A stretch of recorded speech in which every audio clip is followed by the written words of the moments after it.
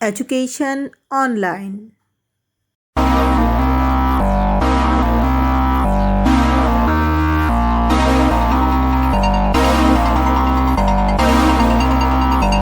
तो प्रस्तुत कहानी बच्चों श्री कामतानाथ जी ने लिखी है। कामतानाथ जी, जिनका जन्म 22 सितंबर 1935 में और देहावसान 25 मई 2015 में हुआ, हिंदी के लेखक थे। उन्हें उत्तर प्रदेश हिंदी संस्थान ने साहित्य भूषण पुरस्कार से सम्मानित किया था। उन्हें पहल सम्मान मध्य प्रदेश साहित्य परिषद की ओर से, मुक्तिबोध पुरस्कार उत्तर प्रदेश हिंदी संस्थान की ओर से, यशपाल पुरस्कार, साहित्य भूषण तथा महात्मा गांधी सम्मान प्राप्त हो चुका है। 22 सितंबर 1935 को लखनऊ में इनका जन्म हुआ और इनकी कई प्रमुख रचनाओं में समुद्र तट पर खुलने वाली खिड़की, सुबह होने तक, एक और हिंदुस्तान, तुम्हारे नाम, काल कथा, दो खंड, पिघलेगी बर्फ जैसे उपन्यास हैं और कहानी संग्रहों में छुट्टियां, तीसरी सांस, सब ठीक हो जाएगा, शिकस्त, रिश्ते नाते, आकाश से झांकता हुआ वह चेहरा, सोवियत संघ का पतन क्यों, लाख की चूड़ियों सहित नाटक में दिशाहीन, फूलन, कल्पतरु की छाया, दाखला.com, संक्रमण, वार्ड नंबर 1, भारत भाग्य विधाता और औरतें हैं। हिंदी लेखक कामतानाथ जी रिजर्व बैंक से सेवानिवृत्त हुए थे। उन्होंने अपना पूरा जीवन एक प्रतिबद्ध लेखक के रूप में साहित्य को समर्पित कर दिया था। साल 2012 में 7 दिसंबर को 60वीं पीढ़ी के प्रमुख कहानीकार कामतानाथ जी का निधन हो गया था। वह लीवर के कैंसर से पीड़ित थे, पर जाने से पहले इतना कुछ रच गए थे कि हिंदी साहित्य की दुनिया उन्हें आज भी बेहद इज्जत के साथ याद करती है। आलम यह था कि कामतानाथ जी की कहानियों के कथा रस का जादू पाठकों के सिर चढ़कर बोलता था। वह आम जीवन के कथानकों के साथ ही मंच के लेखक भी थे। उनके रचना कौशल की खूबी यह थी कि उनकी कहानियां बतरस का मजा देने के साथ ही उद्वेलित भी करती थी। वह प्रेमचंद्र की परंपरा को अपने ढंग से रख रहे थे, जिसमें सामाजिक सरोकार और जीवन का नवोन्मेष भी था। कामतानाथ जी सिर्फ समर्थ कहानीकार, उपन्यासकार और नाटककार ही अभिनेता भी रहे। प्रगतिशील लेखक संघ के संस्थापक सज्जाद ज़हीर पर बनी टेलीफिल्म में उन्होंने सज्जाद ज़हीर का रोल बखूबी किया था। वो रिजर्व बैंक ऑफ इंडिया में कार्यरत रहे, कर्मचारियों के नेता भी। उनके समर्पण और प्रतिबद्धता के दृष्टिगत उन्हें राष्ट्रीय महासचिव भी बनाया गया। वो जेल भी गए, लंबे समय तक रहना पड़ा उन्हें वहाँ। वहीं उनके मस्तिष्क में जन्मा एक नायाब उपन्यास, एक और हिंदुस्तान। बच्चों, कठिन शब्दों के बाद, लेखक के जीवन परिचय के बाद, पाठ के सारांश के बाद, अब आइए चलते हैं प्रश्न उत्तर की ओर। कहानी से पहला प्रश्न है, बचपन में लेखक अपने मामा के गांव चाव से क्यों जाता था और बदलू को बदलू मामा न कहकर बदलू काका क्यों कहता था?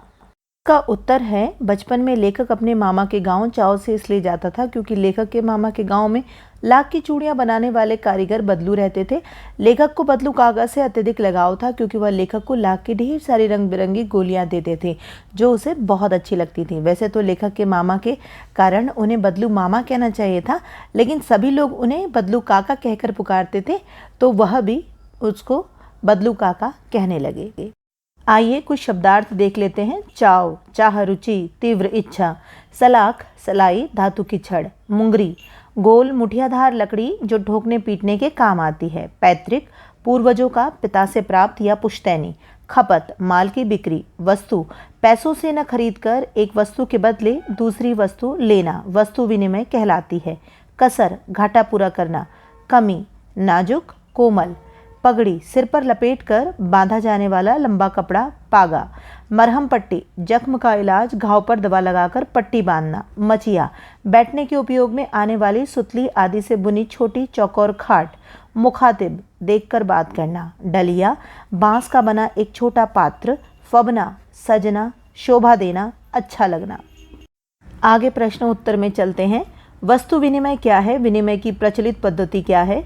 मशीनी युग ने कितने हाथ काट दिए हैं? इस पंक्ति में लेखक ने किस व्यथा की ओर संकेत किया है? बदलू के मन में ऐसी कौन सी व्यथा थी जो लेखक से छिपी न रह सकी? आइए उत्तर देखते हैं। वस्तु विनिमय वह पद्धति है जिसमें एक वस्तु देकर दूसरी वस्तु ली जाती है। पुराने समय में वस्तु के लिए पैसे नहीं लिए जाते थे, बल्कि वस्तु के बदले वस्तु ली जाती थी। किंतु अब मुद्रा के चलन के कारण वर्तमान परिवेश में वस्तु का लेन देन मुद्रा के द्वारा होता है। अब विनिमय की प्रचलित पद्धति पैसा है। मशीनी युग। इस पंक्ति में लेखक ने कारीगरों की व्यथा की ओर संकेत किया है। मशीनों के आगमन के साथ कारीगरों के हाथ से काम धंधा छिन गया है, मानो उनके हाथ ही कट गए हों। इन कारीगरों का रोजगार इन पैतृक काम धंधों से ही चलता था। इसके अलावा उन्होंने कभी कुछ नहीं सीखा था। वे पीढ़ी दर पीढ़ी अपनी इस कला को आगे बढ़ाते चले आ रहे थे और साथ में रोजी रोटी भी कमा रहे थे। परंतु मशीनी युग ने उनके रोजी रोटी पर प्रहार किया। मशीनों ने लोगों को बेरोजगार बना दिया और वे भूखों मरने की कगार पर आ गए। मशीनों के प्रयोग से बदलू जैसे कुशल कारीगरों के हाथ से काम छिन गया। वे या तो बेरोजगार हो गए हैं या फिर अन्य व्यवसाय उन्होंने अपना लिया है। बदलू के मन में ऐसी कौन सी व्यथा थी? बदलू लाख की चूड़ियां बेचा करता था, परंतु जैसे जैसे कांच की चूड़ियों का प्रचलन बढ़ता गया, उसका व्यवसाय ठप पड़ने लगा। अपने व्यवसाय की यह दुर्दशा बदलू को मन ही मन कचोटती थी। बदलू के मन में इस बात की व्यथा थी कि मशीनी युग के प्रभाव स्वरूप उस जैसे अनेक कारीगरों को बेरोजगारी और उपेक्षा का शिकार होना पड़ा है। लोग कारीगरों की कद्र न करके दिखावटी चमक पर अधिक ध्यान देते हैं। यह व्यथा लेखक से छिपी न रह सकी। अगला प्रश्न है, मशीनी युग से बदलू के जीवन में क्या बदलाव आया? इस मशीनी युग से बदलू के ही जीवन में नहीं, बल्कि बदलू जैसे कई कारीगरों के जीवन में बहुत सारा बदलाव आया। उनके काम धंधे छूट गए, उनके जीविका रोजगार छूट गए और वह एक उपेक्षित जीवन जीने को मजबूर हो गए। इसके अतिरिक्त उन्होंने अपने पैतृक कार्य को छोड़कर, कारीगरी कला को छोड़कर किसी अन्य कार्य को अपना लिया जिससे उनकी जीविका चलती रहे। इस तरह मशीनी युग में जहाँ वह उपेक्षित हुए, अन्य कार्य की ओर मुड़े, वहीं एक कला का भी अंत हो गया, एक कलाकार का अंत हो गया। कहानी से आगे देखते हैं। आपने मेले बाजार आदि में हाथ से बनी चीज़ों को बिकते देखा होगा। आपके मन में किसी चीज़ को बनाने की कला सीखने की इच्छा हुई हो और आपने कोई कारीगरी सीखने का प्रयास किया हो तो उसके विषय में लिखिए। हम मेले में अनगिनत चीज़ें देखते हैं। कई हैंडक्राफ्ट, कई ऐसी चीज़ें, हाथ की बनी गुड़िया या हाथ के बने सामान, मिट्टी के खिलौने, बहुत सारी चीज़ें ऐसे देखते हैं कि जिसको हमको इच्छा होती है कि हम घर आकर उसको बनाने का प्रयास करें। तो आपने ऐसा क्या चीज़ बनाया है, हमें ज़रूर बताइएगा। अगले प्रश्न में जाते हैं। लाख की वस्तुओं का निर्माण भारत के किन किन राज्यों में होता है? लाख से चूड़ियों के अतिरिक्त क्या क्या चीज़ें बनती हैं, ज्ञात कीजिए। लाख की वस्तुओं का सबसे अधिक निर्माण राजस्थान में होता है। इसके अलावा मध्य प्रदेश, आंध्र प्रदेश व गुजरात में भी पाया जाता है। लाख की वस्तुओं का निर्माण सर्वाधिक झारखंड राज्य में होता है। छत्तीसगढ़, मध्य प्रदेश, पश्चिम बंगाल, महाराष्ट्र, ओडिशा, उत्तर प्रदेश, असम, यह अन्य प्रमुख लाख उत्पादन राज्य हैं। लाख से अनेक वस्तुएं जैसे चूड़ियाँ, मूर्तियाँ, गोलियाँ तथा सजावट की वस्तुओं का भी निर्माण होता है। आगे भाषा की बात में चलते हैं। बदलू को किसी बात से चिढ़ थी तो कांच की चूड़ियों से, और बदलू स्वयं भी कहते थे, जो सुंदरता कांच की चूड़ियों में होती है, लाख में कहाँ संभव है। यह पंक्तियां बदलू की दो प्रकार की मनोदशाओं को सामने लाती हैं। पहले पंक्ति में वह अपने कार्य को छोड़ने की मजबूरी दिखा रहे हैं, जबकि दूसरी पंक्ति में उनके मन की पीड़ा है। इसमें व्यंग है। हारे हुए मन से या दुखी मन से अथवा व्यंग में बोले गए वाक्यों के अर्थ सामान्य नहीं होते हैं। तो व्यंग का क्या अर्थ हुआ बच्चों? व्यंग का अर्थ हुआ ऐसे शब्द या ऐसे वाक्य जो मन की पीड़ा को उजागर करते हैं लेकिन सत्य हैं। अतः हम कह सकते हैं व्यंग साहित्य की एक विधा है जिसमें उपहास, मजाक, लुत्फ और इसी क्रम में आलोचना का प्रभाव भी रहता है। यूरोप में डिवाइन कॉमेडी, दांते की लैटिन में लिखी किताब को मध्यकालीन व्यंग का महत्वपूर्ण कार्य माना जाता है, जिसमें तत्कालीन व्यवस्था का मजाक उड़ाया गया। व्यंग को मुहावरे में व्यंग्यबाण कहा गया है। अतः मजाक में किसी कड़वी या सत्य बात को कह देने का व्यंग कहलाता है। बदलू कहानी की दृष्टि से पात्र है और भाषा की बात की दृष्टि से संज्ञा है।